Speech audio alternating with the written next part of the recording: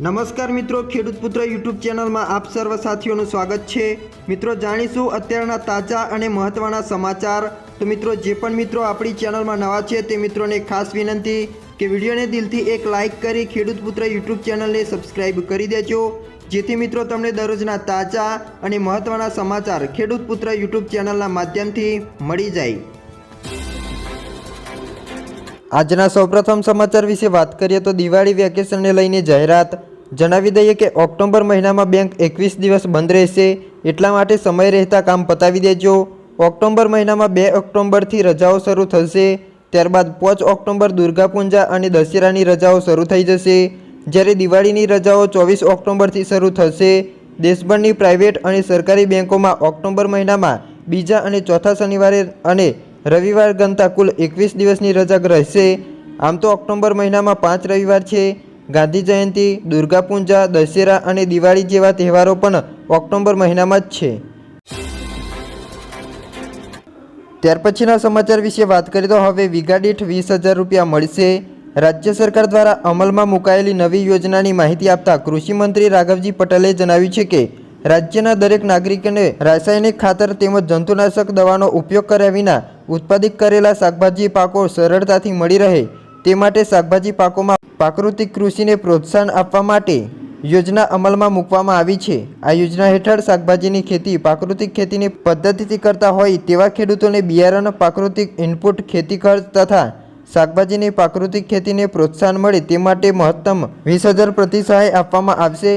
આ યોજનાના અમલીકરણ માટે રાજ્ય સરકાર દ્વારા અંદાજપત્રમાં રૂપિયા 1,000 લાખની રકમ ફાળવવામાં આવી છે। ત્યાર પછીના સમાચાર વિશે વાત કરીએ તો ગુજરાતના 3 નવા ભાગ। રાજ્યમાં નવા 3 જિલ્લાની રચના કરવા માટે રાજ્ય સરકારમાં હાલ વિચારણા ચાલી રહી હોવાનું જાણવા મળ્યું છે। નવા 3 જિલ્લાની જો રચના થાય તો ગુજરાતમાં જિલ્લાની સંખ્યા વધીને 36 થઈ જશે।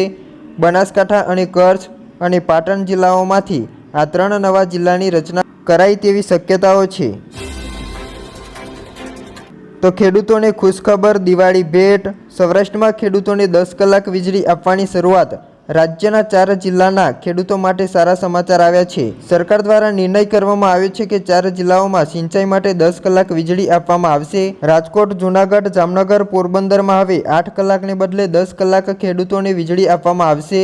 મગફળીના વાવેતર વિસ્તારોમાં વધુ સમય વીજળી આપવાની માંગ ઉઠી હતી। હવે પછી સમાચાર વિશે વાત કરીએ તો ખાતર ખરીદતા પહેલા સાચવજો।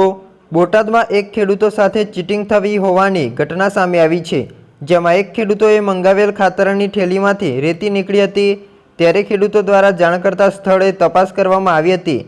સ્થળે તપાસ કરવામાં ખાતરમાંથી રેતી જેવું તત્વ મળ્યું હોવાનું જાણવા મળ્યું છે। ખેડૂતોને 50 કિલોની 25 જેટલી બેગો ખરીદી હતી। ખેડૂતોને ડ્રપમાં ખાતર નાખવા માટે પાણીમાં પલાળતા જ રેતી નીકળી હોવાના અહેવાલ સામે આવ્યા છે। હવે પછી સમાચાર વિશે વાત કરીએ તો મહિલાઓને 37,000 રૂપિયાની સહાય। તમારા ઘરમાં અથવા તો કોઈ સગા સંબંધીના ઘરમાં જો કોઈ બાળકનો જન્મ થવાનો હોય તો તેમને મળશે રૂપિયા 37,500ની સહાય। શ્રમયોગી પ્રસ્તુતિત સહાય યોજના અંતર્ગત બાળકને જન્મ આપતી સમયે મહિલાઓને મળે છે 37,500 રૂપિયાની સહાય। આ યોજનાનો લાભ લેવા માટે તમારે એક ઓનલાઈન ફોર્મ ભરવાનું અને તેને સબમિટ કરવાનું રહેશે, જેના માટે મમતા કાર્ડ, ડૉક્ટરનું પ્રમાણપત્ર, રાશન કાર્ડ, પાસબુક, મહિલાઓનું આધાર કાર્ડ તેમજ સોગંદનામું આ તમામ ડોક્યુમેન્ટની જરૂર પડતી હોય છે।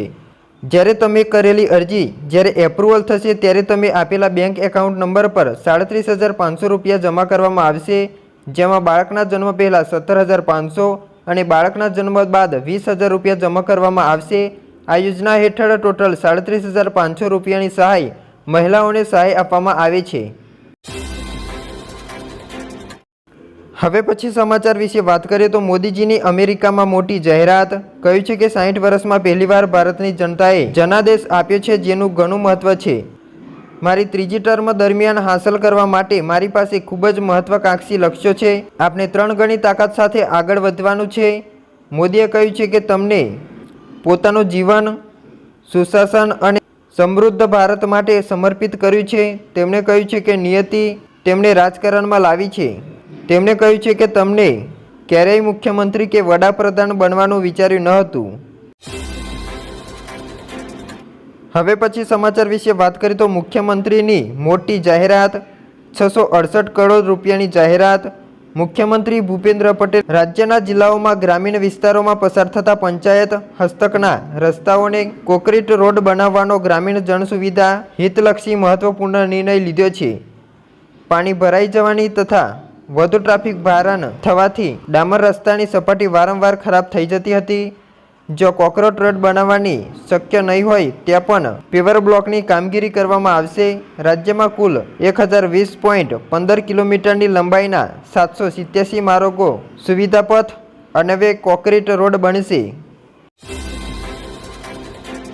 હવે પછી સમાચાર વિશે વાત કરીએ તો ખેલૈયાઓ માટે ખુશીના સમાચાર સામે આવ્યા। તો ગરબા ખેલૈયાઓ માટે ખુશીના સમાચાર સામે આવ્યા છે। નવરાત્રી દરમિયાન વરસાદ ખેલૈયાઓના રંગમાં ભંગ નહીં પાડે। ચોમાસાનો અંતિમ રાઉન્ડ બાકી છે, પરંતુ આ રાઉન્ડ નવરાત્રી પહેલાં જ પૂરો થઈ જશે। હવે પછી સમાચાર વિશે વાત કરીએ તો ગુજરાત સરકારે ખેડૂતોને આપ્યો ઠેંગો। ગુજરાતમાં ભારે વરસાદ બાદ સરકાર દ્વારા સહાય પેકેજ જાહેર કરવામાં આવે છે, પરંતુ ખેડૂતો સુધી રકમ પહોંચતી નથી। છેલ્લા 2 વર્ષથી અતિવૃષ્ટિના કારણે ખેડૂતોને આર્થિક નુકસાન થયું છે। જો કે સરકારે સહાય માટે પેકેજની જાહેરાત કરી છે। 102 કરોડ રકમ 1 વર્ષ બાદ પણ ચૂકવાઈ નથી। વર્ષ 2023માં સરકારે ખેડૂતો માટે 641 કરોડ રૂપિયાની સહાય જાહેર કરી હતી। જો કે 1 વર્ષ બાદ પણ આણંદ, અરવલ્લી, દાહોદ, પંચમહાલ, બનાસકાંઠા, નર્મદા, ખેડા, કચ્છ, નવસારી, પંચમહાલ તેમજ જૂનાગઢ અને સુરતમાં ખેડૂતોને 102.51 કરોડ રૂપિયાની રકમ હજુ સુધી ચૂકવાઈ નથી। ત્યાર પછીના સમાચાર વિશે વાત કરીએ તો 2000ના હપ્તાની તારીખ જાહેર। પીએમ કિસાન નિધિ યોજનાને લઈને એક મોટું અપડેટ સામે આવ્યું છે। સરકાર નવરાત્રી દરમિયાન દેશભરના 9 કરોડ ખેડૂતોને બેંક ખાતામાં 2000 રૂપિયા ટ્રાન્સફર કરશે। સરકાર દ્વારા પીએમ કિસાન નિધિના 18મા હપ્તા માટેની તારીખ જાહેર કરવામાં આવી છે। સરકાર 5 ઓક્ટોબર 2024ના રોજ પ્રધાનમંત્રી કિસાન યોજનાનો 18મો હપ્તો જાહેર કરી શકે છે। મતલબ કે 5 ઓક્ટોબરે ખેડૂતોના ખાતામાં 2000 રૂપિયાનો રકમ જમા કરવામાં આવશે। હવે પછી સમાચાર વિશે વાત કરીએ તો ખેડૂતો આવી ખુશખબર। સૌરાષ્ટ્રના 4 જિલ્લાઓમાં પાક નુકસાનીનો સર્વે પૂર્ણ થઈ ગયો છે। રાજકોટ, જૂનાગઢ, ગીર સોમનાથ, જામનગરમાં નુકસાનનો સર્વે પૂર્ણ કરવામાં આવ્યો છે। પોરબંદર જિલ્લાઓમાં નુકસાનીનો સર્વે પૂર્ણ થયા બાદ સરકાર અંતિમ નિર્ણય લેશે। ખરીફમાં 33%થી વધુ નુકસાનની વળતર બાબતે વિચારણા ચાલી રહી છે। પછીના સમાચાર વિશે વાત કરીએ તો વાહન ચાલકો સાવધાન થઈ જજો।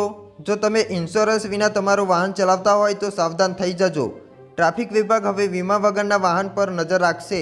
તમે ટ્રાફિક વિભાગ તરફથી દંડની નોટિસ પણ મળી શકે છે। તેની તૈયારીઓ તેના અંતિમ તબક્કામાં હોવાનું સૂત્રો પાસેથી જાણવા મળ્યું છે।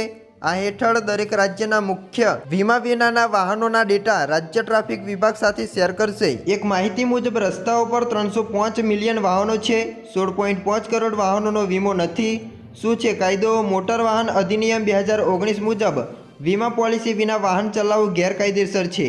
આવા કિસ્સામાં પ્રથમ વખત દંડ રૂપિયા 2000 અને અથવા તો 3 મહિના સુધી જેલ, બીજા ગુના માટે અને તેના પછી વીમા પોલિસી વિના ડ્રાઇવિંગ કરવા માટે 4000 રૂપિયાનો દંડ છે। દંડ તમામ વાહનો માટે સમાન છે।